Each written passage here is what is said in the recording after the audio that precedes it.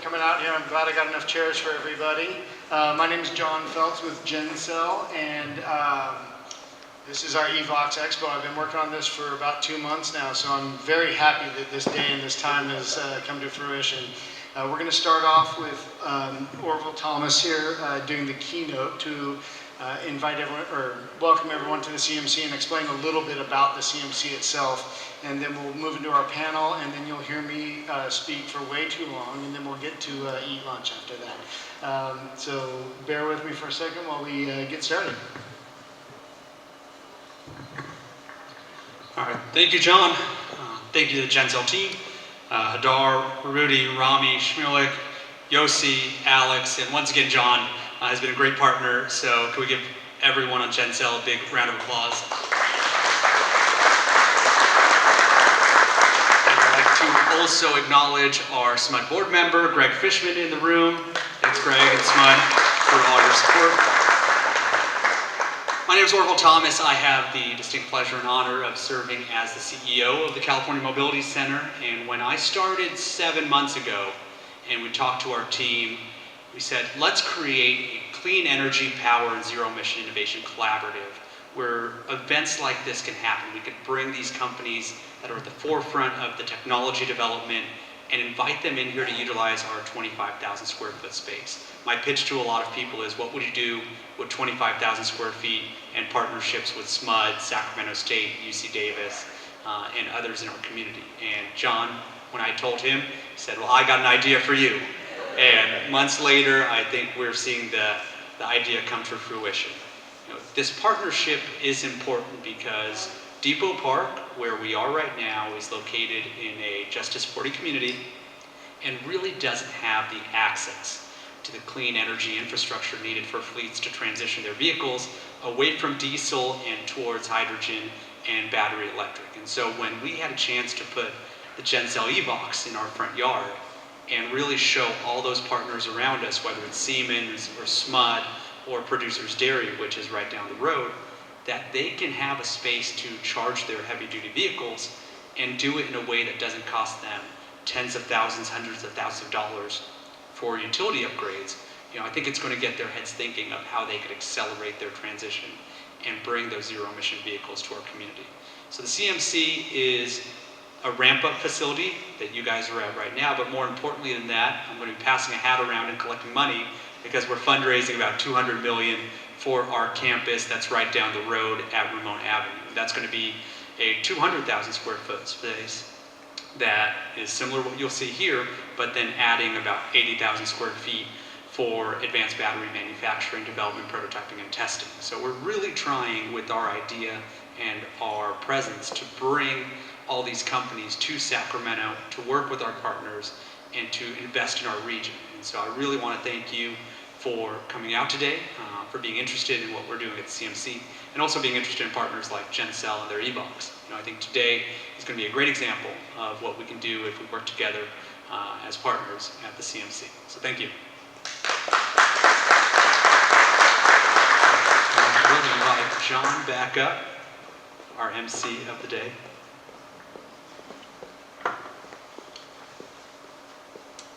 Thank you, Orville, and thank you all.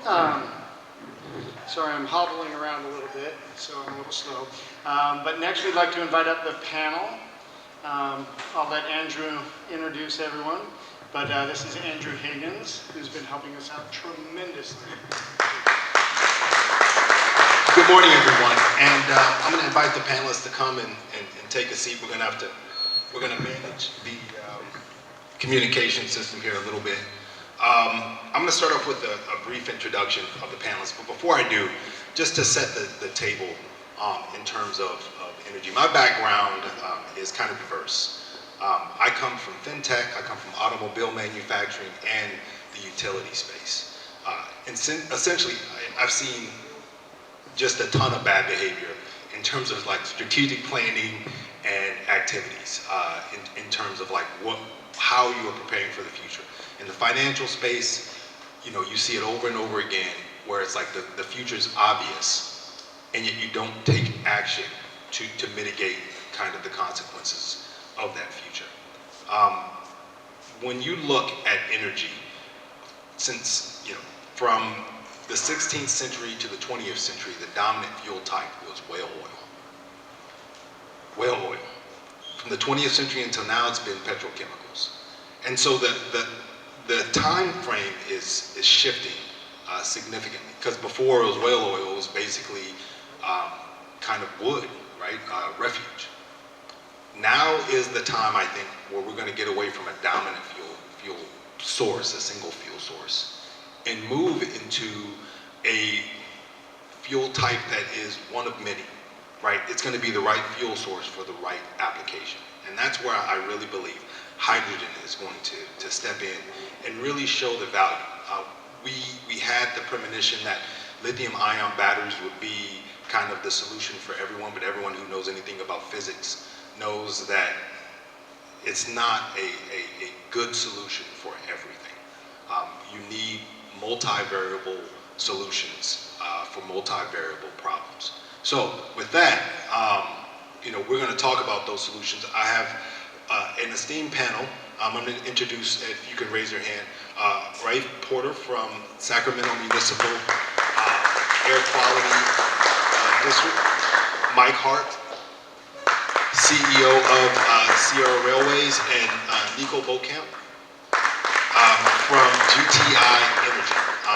And once we get those microphones ready, then we'll kick this off.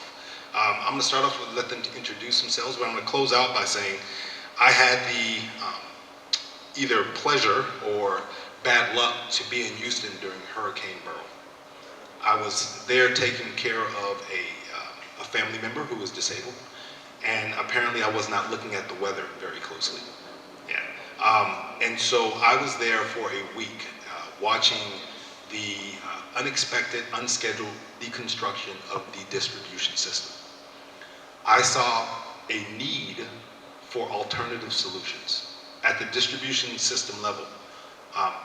What we saw were massive nested power outages followed by an inability to get any single fuel source to mitigate kind of all of the escalating outages that were happening.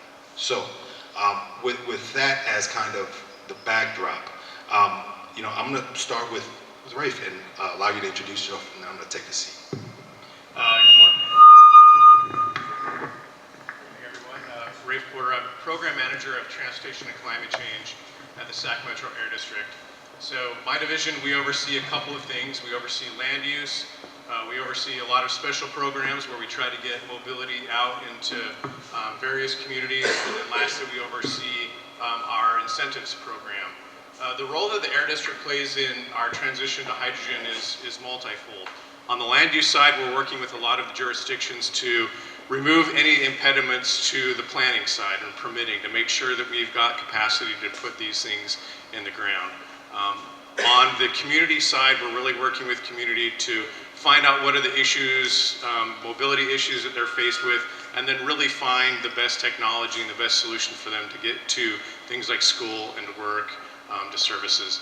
And then lastly, on that incentive side, we're really trying to, one, just put money out there in the community so we can make sure that we have the adoption of these technologies. But more importantly, I think we're kind of being the convener. So we're working a lot with SMUD, we're working with Sacramento Regional Transit, we're working with the OEMs to try to bring these technologies to Sacramento to make sure that, again, we've got that. And on the hydrogen side, it's both the vehicles, it's making sure we've got dispensing, and then we're really looking at production because we don't have any hydrogen production here in Sacramento. So we're really trying to work with everybody to bring those three components together. I'll pass it down the row here. So good morning, everyone. It's good to be here. Nico Bokamp with GTI Energy. I'm responsible for business development in the hydrogen area. GTI Energy is a non-profit. We're a research institute based out of Illinois, Chicago land area, I should say. We have a research campus there. We do quite a bit of work related to energy efficiency. Hydrogen is one of the areas that we work in. I originally started with natural gas, and so it's really anything related to the finding, production, distribution, and use of natural gas and hydrogen. And in some cases also blends, and a lot of it is stationary, but there's also a mobility aspect to it as well.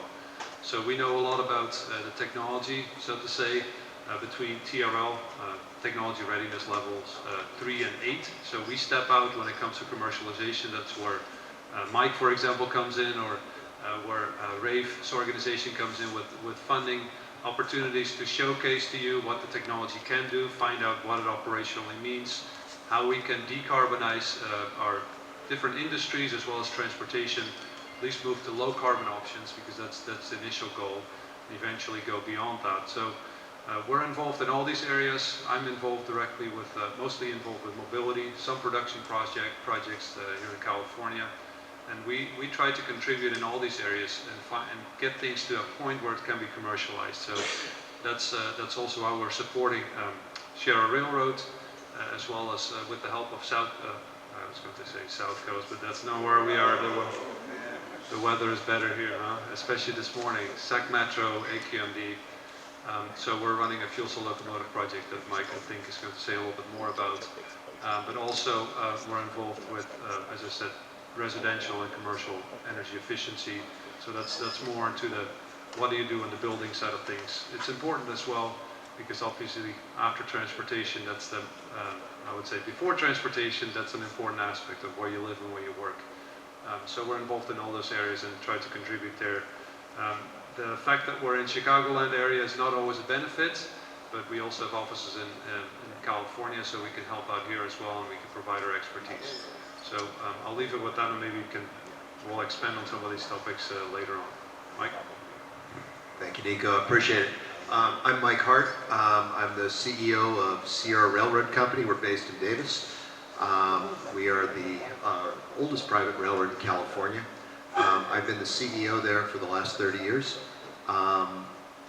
We were voted just a couple of months ago as the most environmental railroad in America. And just sort of surprising, just a little bitty railroad out in California. But not surprising from the perspective that we have the lowest emission fleet in America. And that's by transitioning over to Tier 3 locomotives across our entire fleet. Early, we're the only ones out there doing that at this point.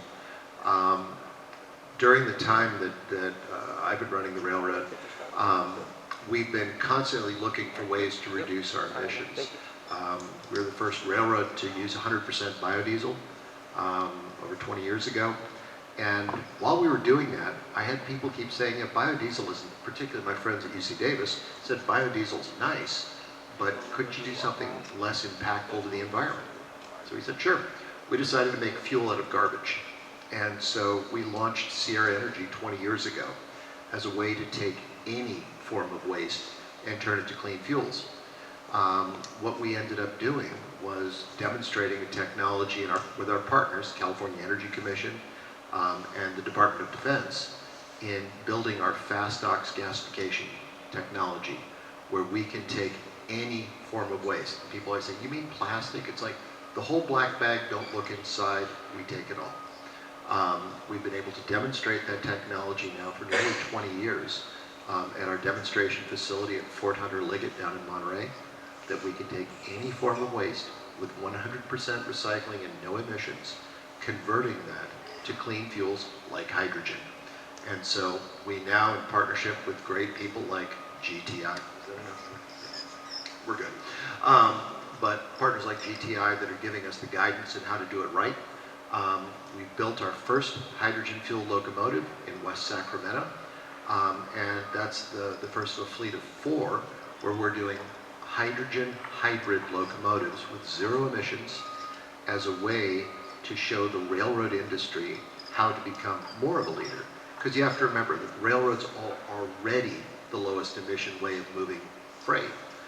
But by bringing it down to hydrogen, you can get to 0.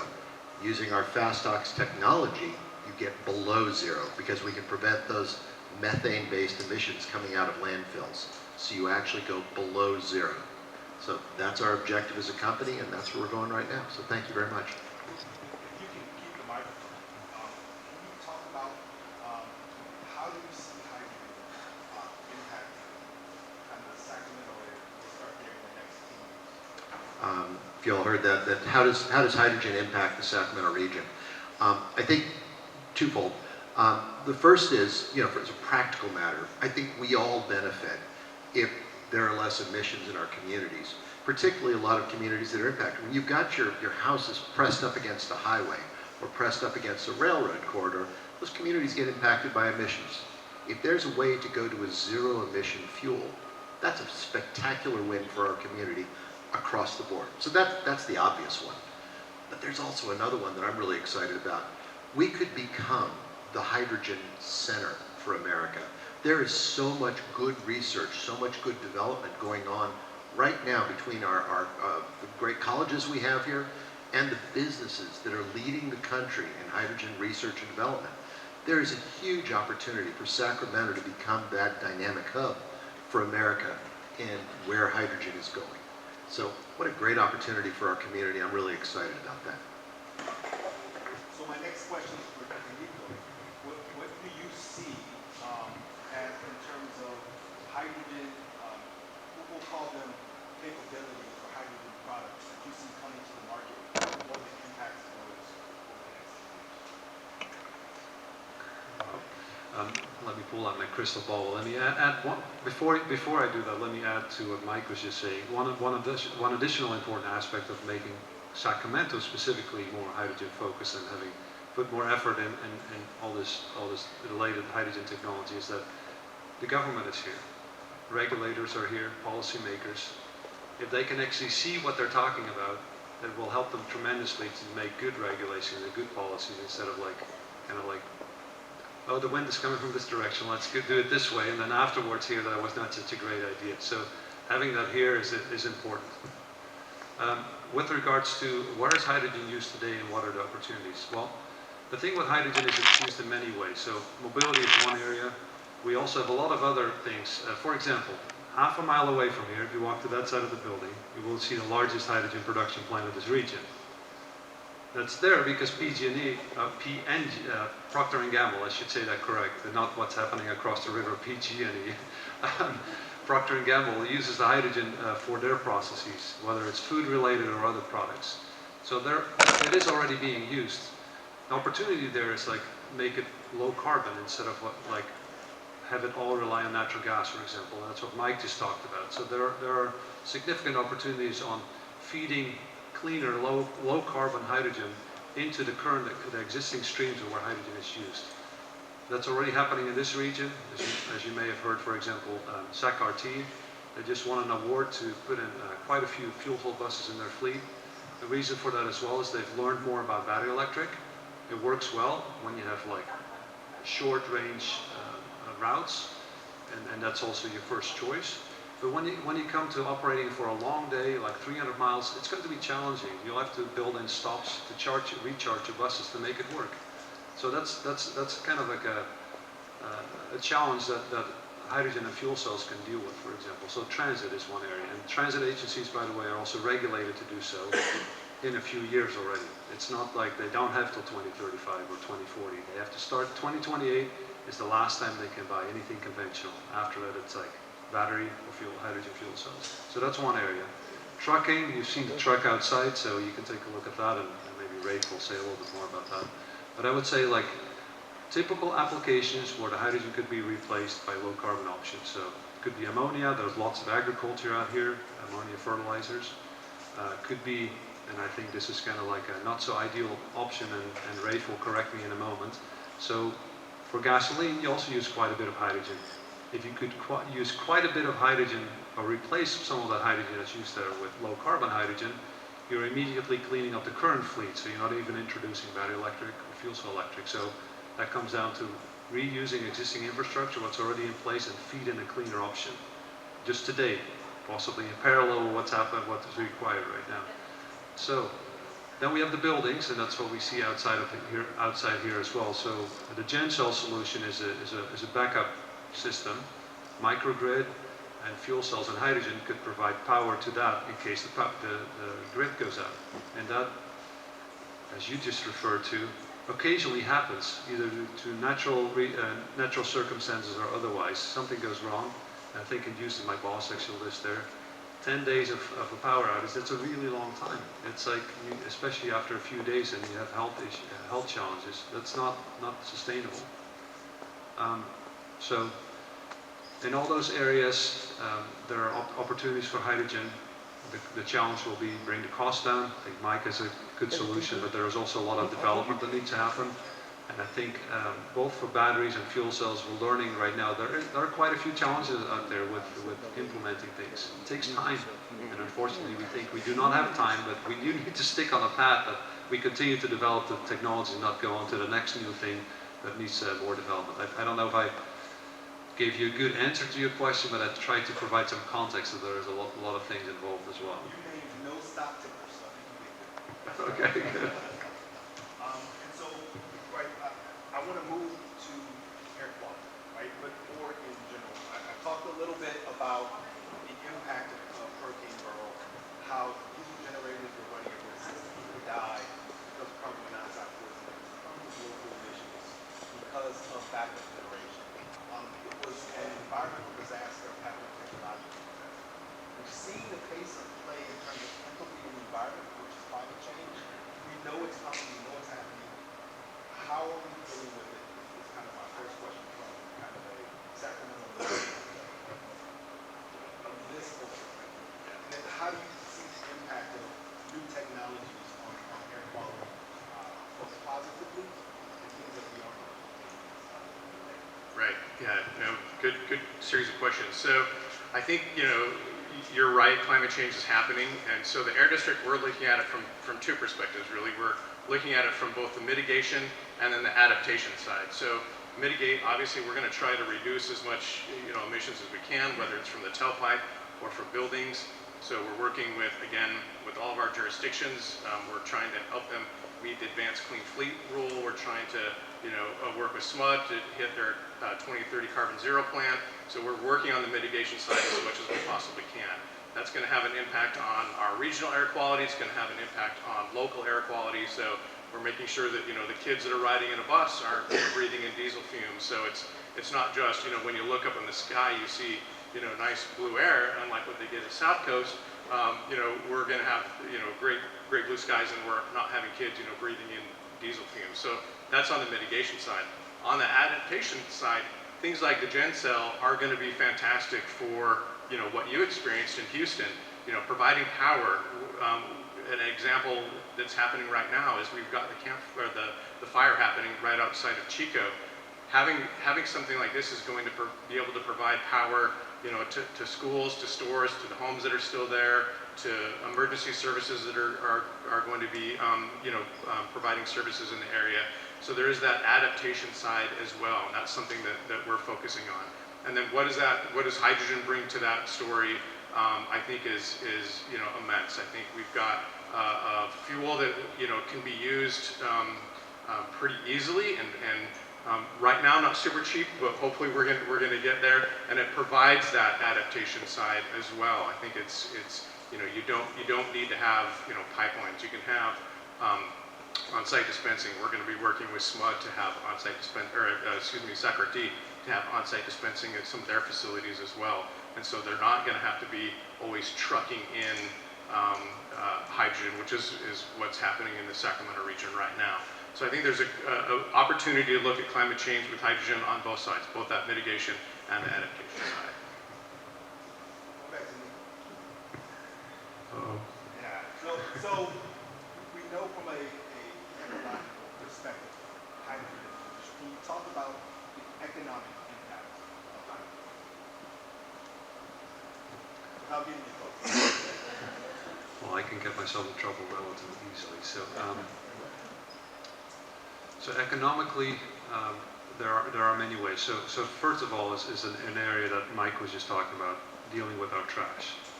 So economically, there could be a value added to that. So the trash is worth more than it was before, because now you can use it again instead of dumping it in a landfill and then forget about it, quote unquote. There are also economical opportunities with regard to job creation, workforce training. There are many jobs that are well-paying in the hydrogen space, because, for example, hydrogen is made in many ways. Mike mentioned one area. Then there's steam methane reforming is what's happening down the road. Then there's electrolysis, And for all those areas, you need equipment. So there are people that need to be able to build it. There need to be people that support it, maintain it, operate it. So in that sense, there are many opportunities as well. And then there are, of course, the folks that are willing to sell the hydrogen. They can make money out of it, basically like in a similar model as happening right now with gasoline and with natural gas. There will be many opportunities for new companies to start working on this. And what's even better there, if you start doing that here, that means you can do it elsewhere around the world as well. It just doesn't have to stay here. So the folks that learn about this, or the companies that get engaged in that, there are opportunities across the US. One area that we're involved in, for example, is the hydrogen hubs. Something that we haven't mentioned yet, but we're the lead on the high velocity hub. So that's the Texas Gulf Coast hub. There's a lot of things that come with that. It's just like, it's the tip of the iceberg what's going to be funded by DOE. With regards to what's happening in Texas, there are many more projects, or projects are rather large, that are not really all used for the purpose of high velocity, but that are immediately related. Then there's ARCHES here in California, largely focused on Southern California, but there are quite a few projects in this region as well that are related to it. So there's a lot of economic development happening. Reuse of real estate, reuse of capital equipment, reuse of, let's say, it's expertise of people. So there are many opportunities coming up. I would say it's a great economic opportunity for companies, individuals, also academia, research entities. There's a lot coming that has not been realized yet, but it's all in the works at a small scale, but it's going to grow a lot larger. So hope that gave you some perspective on that question. Thank you. Yeah, I'm incredibly excited about hydrogen for a number of reasons. But from my perspective, it's mostly about energy independence. The point is, right now, we give way too much money to countries that hate us. And I do not understand how on earth that makes any sense for us as a nation. Hydrogen is something we can make here. It's something we can make where it's needed across the country. It's not like we have to have a hydrogen belt. It's not like we have to have, the hydrogen space, and then we've got to, have this horrible set of logistics. We can make hydrogen right where it's needed. And it's something that I'm incredibly excited about. With our fast ox gasification system, if you factor in getting paid to take the trash away, we can make hydrogen for about a buck a kilogram, which is 50 cents a gallon gasoline equivalent. That's what it costs to make. Obviously, whoever owns the thing is going to charge whatever they want.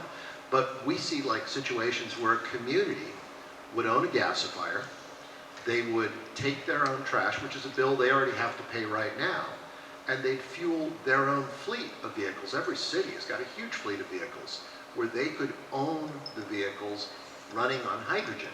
So that means they get two expenses they currently have, disposing of waste and paying for fuel, and replace them with capital costs, where they have vehicles they fuel themselves with their own hydrogen they make from their own waste. It just becomes a straight capital expense instead of an operating expense. So it's an enormous benefit for communities, and it creates resilience, like what you were talking about. If you're making your own fuel, you don't have to count on the logistics of getting fuel delivered from a couple of thousand miles away, or in some cases, tens of thousands, a very long distance away through a ridiculous series of tankers and everything else. So it's an opportunity to make an awful lot of money. We deal with projects all over America right now where people are contacting us saying, hey, I've got 1,000 acres, I've got one project, 15,000 acres that I want to put into solar. And I want to use that solar to make hydrogen. Well, when they make an electrolyzer, that's the way you split water and make hydrogen, you've got this horrible waste product called oxygen. Well, our gasifiers are driven by oxygen. So if we put a gasifier next to an electrolyzer, our fuel is then free. So the cost of the gasification system goes down. So somebody spends $800 million, for example, putting in a big solar farm to make a lot of hydrogen. We can double the capacity for an extra $200 million. So it is incredibly cost effective for them putting in our gasifiers alongside these big solar fields. And it allows the end hydrogen to become carbon negative. So it's a great opportunity. I see nothing but a tremendous benefit for our country with going to hydrogen.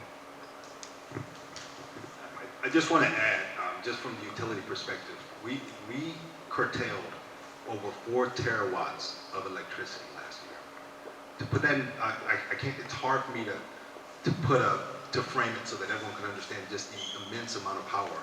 In California, 1 megawatt powers 400 homes. 1 gigawatt powers 4,000 homes. 40,000 homes. A terawatt powers, basically 4 million homes. And we did 4 of those. We just ran that power into the ground, and they could have been used in electrolysis or something else. It's a conundrum of riches and opportunity. But I do want to pass this back over to Ray. Ray, can you talk about kind of, and I don't want to go too anti-petrol here, but can you talk about kind of the air quality issues in Sacramento and what you're looking at in terms of like the next 3 years as you develop a strategy to deal with it? So in Sacramento, transportation is by far our #1 source for emissions. Whether it's greenhouse gas, NOx, you name it, transportation is the source. And so we're looking at, one, how do we, back up. You get that from a couple different things. One, you get it from how far vehicles are traveling, right? So if you're needing to jump in your car and you have to drive 20, 30 miles to get to work or whatever, then that's a lot of emissions right there. So we're looking at it from that perspective of just how to reduce the amount of vehicle miles that we actually need to travel. And then 2, we're looking at it from the tailpipe perspective, right? What's actually coming, what's going into the vehicle, what's coming out. So we are agnostic in terms of the fuel that you're using, so whatever makes sense. We talked a lot about, I think it was Nico that mentioned that there's just applications for different vehicles. So we're working with RT on both the battery and the hydrogen side. We're working with various fleets, and I know we've got a couple fleet managers out here. We're going to work with them on what are the best opportunities. So we're exploring from that tailpipe side. And then there is the what goes in. Obviously, we want to make sure that if we go hydrogen route, we have as much green hydrogen as we possibly can, just to reduce the emissions there as well, because we just don't want to obviously, a lot of that's going to be on the GHG side, but we want to reduce as much of that as we possibly can. Again, so the transportation sector and looking at it from those 3 different perspectives is where we're focusing. The Sacramento region and the larger Sacramento non-attainment area, so we have to hit federal air quality attainment standards. We're right on the cusp right now. If we massively change our land use and people are going to be driving a lot more, we're going to exceed our air quality standards, and we're going to lose out on federal dollars.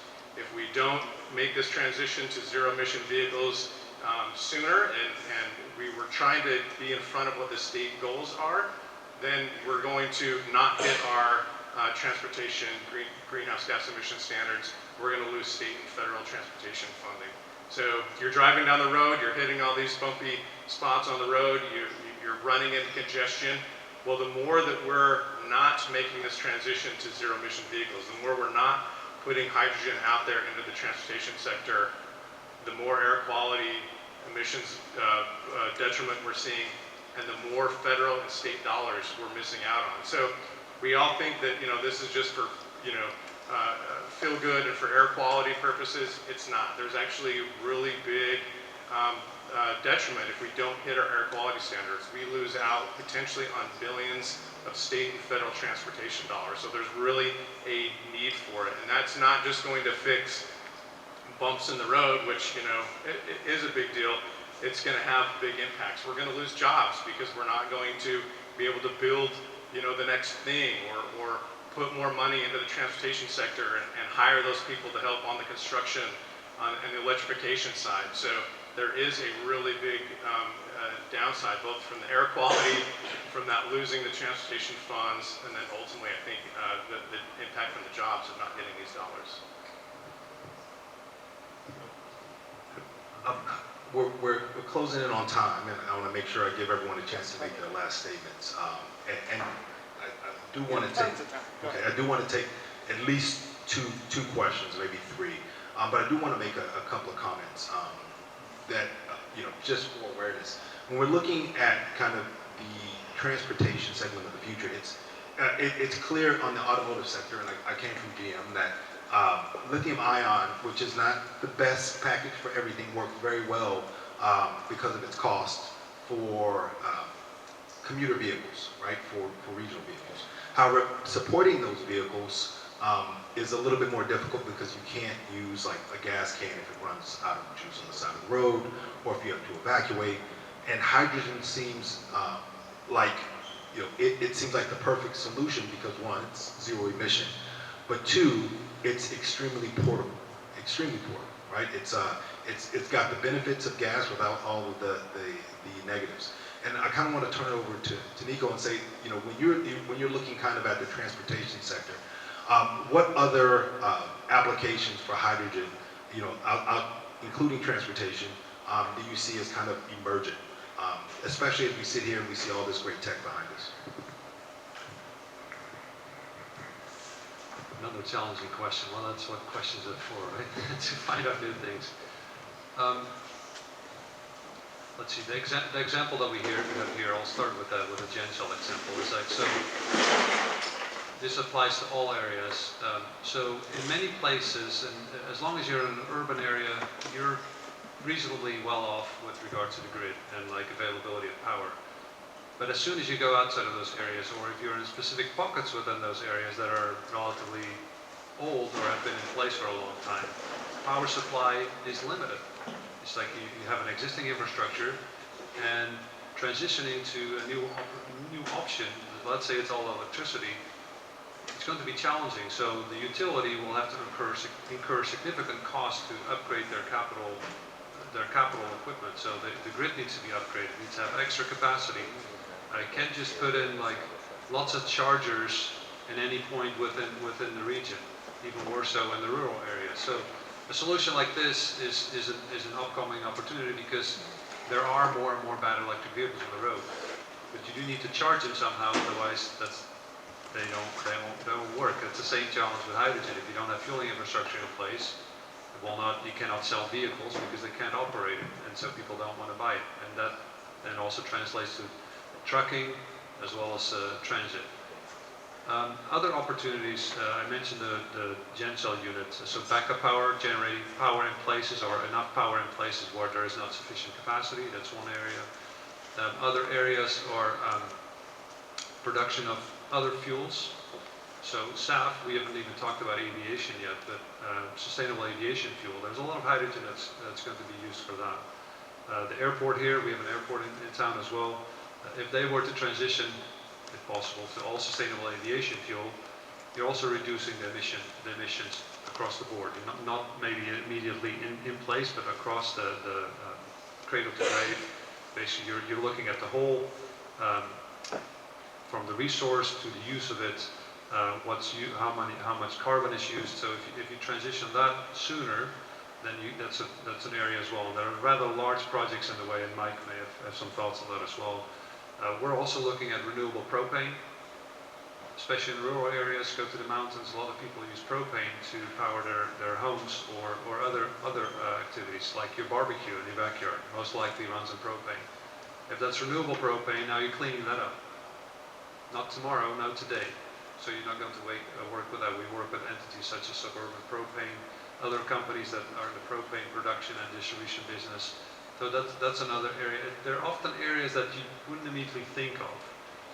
Glass production is another area. The windows in your homes, a lot of them use hydrogen as well to make it look nice and smooth. They use hydrogen for that. So that's another area. There are areas that you wouldn't immediately think of. Mobility is one area, but to get to a point that the demand is really large is going to take time. I mentioned that earlier. So I don't know if I give you some suggestions on where hydrogen could be used, but there are quite a few areas where it could be used today or tomorrow, not in 10 years. So my last question is for Mike, and we're going to talk about the hydrogen supply chain. You already talked about making it. Let's talk about delivering, right? So let's talk about now. Let's talk about 5 years from now, right? A customer wants to purchase a REX unit, right? What is the supply chain for it? What does it look like? Because I think people believe there is a lot of difficulty in getting that. Well, question about how do you get hydrogen? It's a really good question. I mean, the problem is for the suppliers here, I apologize, but it's really, is everybody comfortable with a bunch of tube trailers running around with a bunch of high-pressure hydrogen? I mean, is that really the solution? Particularly you consider just how much we're going to need if we make this transition to hydrogen. I mean, it'll be traffic jams of tube trailers. So that's not a great solution. And so what we're focused on is incredibly safe transportation methods for hydrogen. I talked about this at the hydrogen conference a couple of months ago, and all of the hydrogen cartel folks weren't really happy with me, but we're looking at a technology where you move hydrogen as a solid.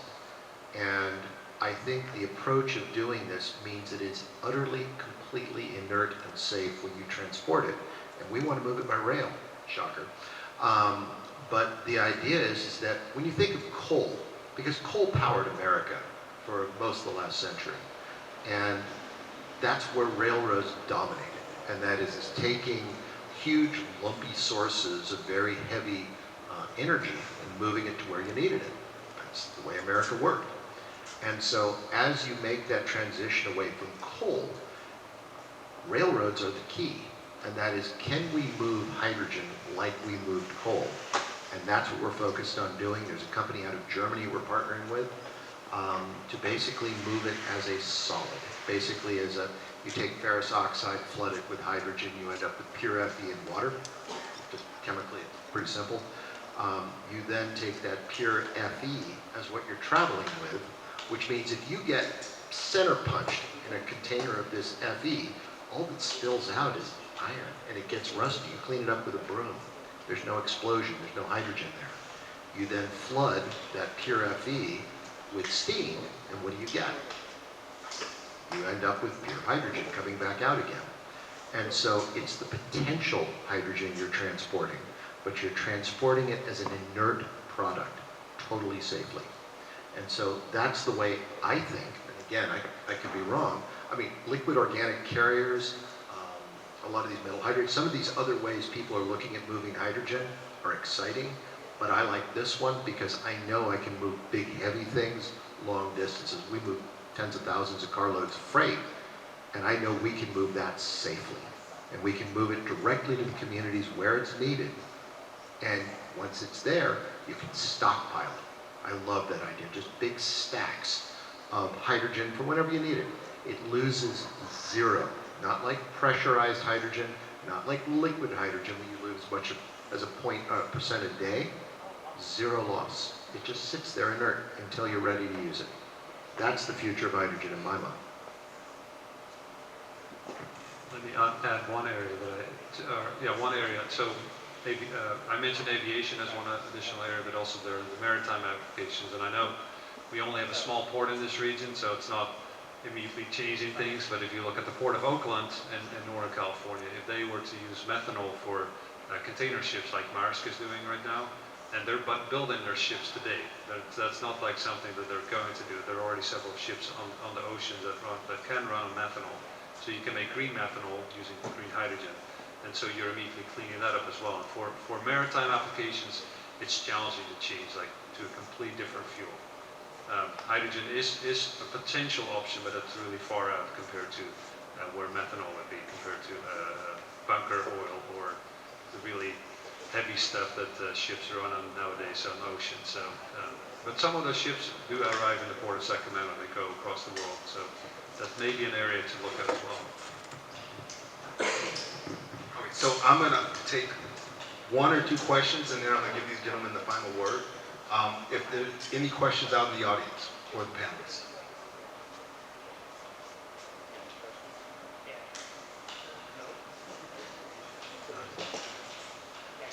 They're eager to take your questions. Sir.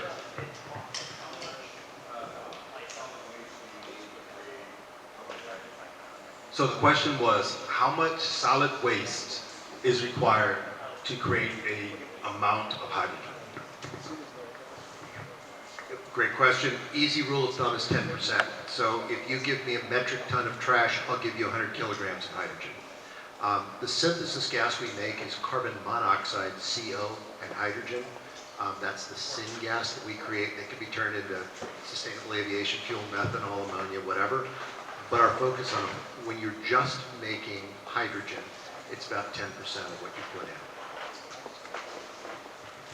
Now, one note to that as well is obviously the thing that we haven't really talked about, because we're mostly talking about near term, but you can store hydrogen, and you have to keep in mind hydrogen is an energy carrier, just like electricity is an energy carrier. You want to store it if you want to use it later. You can obviously immediately use it, which kind of eliminates the use of transmitting it, or you can you put it to good use immediately, but you can store it. So that's an opportunity as well, and I think that's also what, and I keep coming back to GenCell, but if you store it and you use it later on when you really need it, when your grid is out, for example, or when you need capacity, then you can use it. So that's for electricity, those are batteries, or potentially really large projects. But for hydrogen, that's hydrogen storage, either underground or at higher pressure.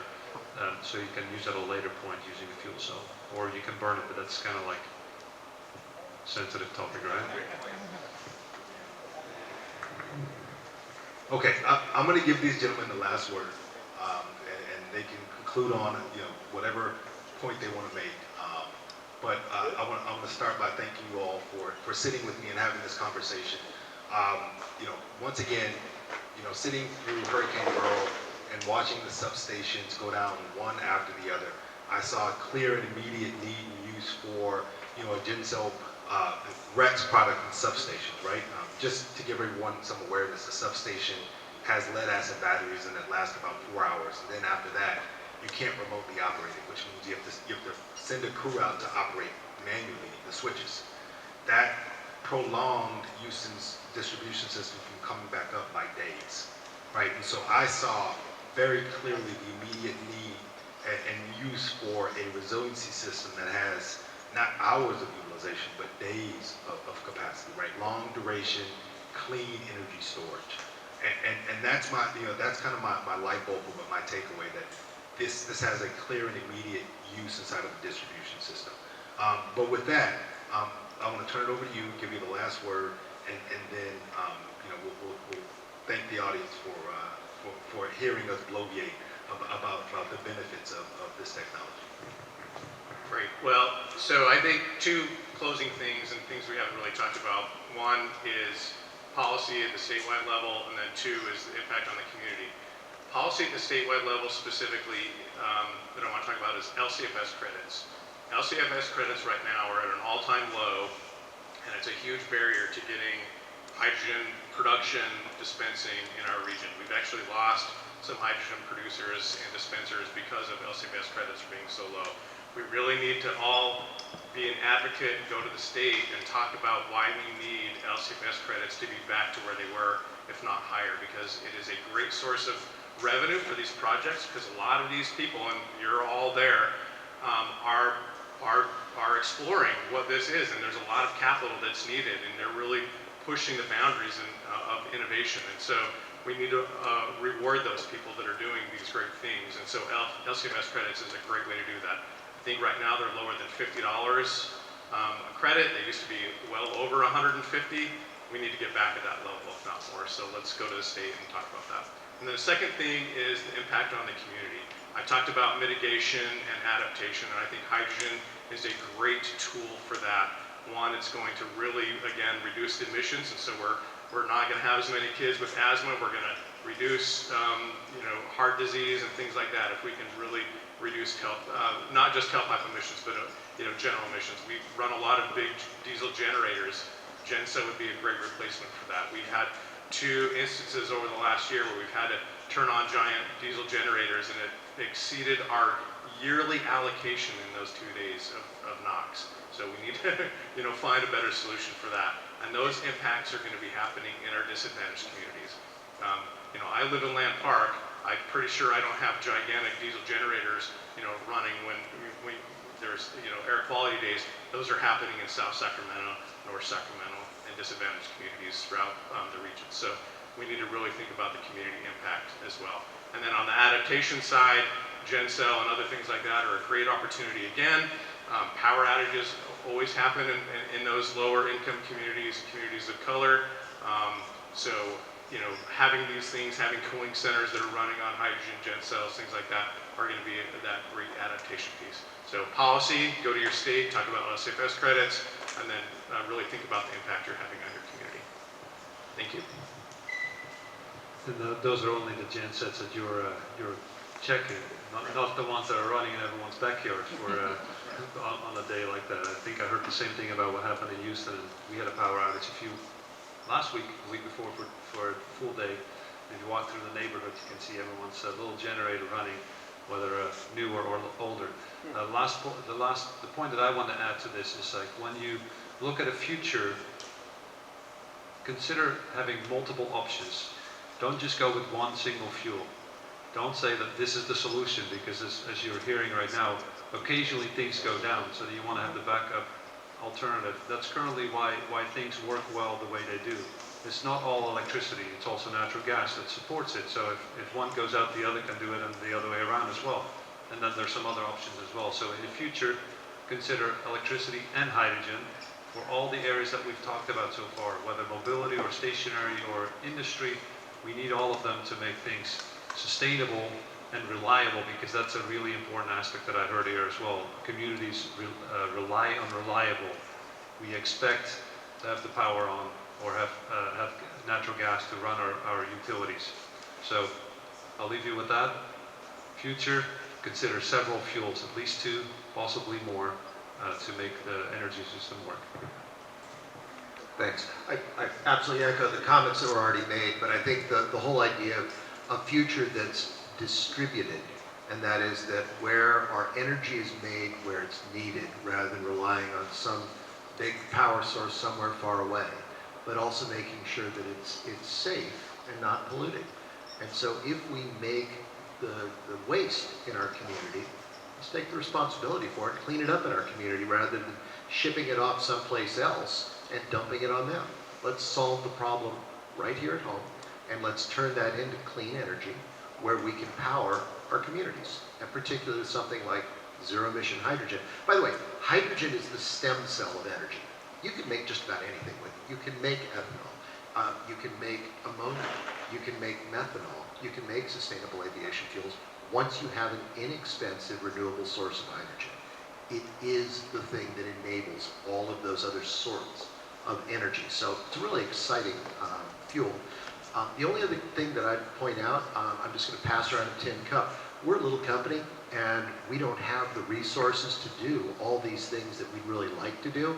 And the problem is that here in California, there's an opportunity for us to do manufacturing of zero-emission locomotives here in the state, to manufacture gasifiers for the whole world and make them available. The problem is a lack of capital. There's very little funding actually available to develop things. Research, yes. Develop, no. And so it's very difficult for us to stay here in California and do this. So if you happen to know anybody in the state government who'd like to write a check, give us a call. Thank you. Please give the panel a round of applause. We're going to take a moment to get these situated. We're going to turn it back over to John. Thank you again for your time.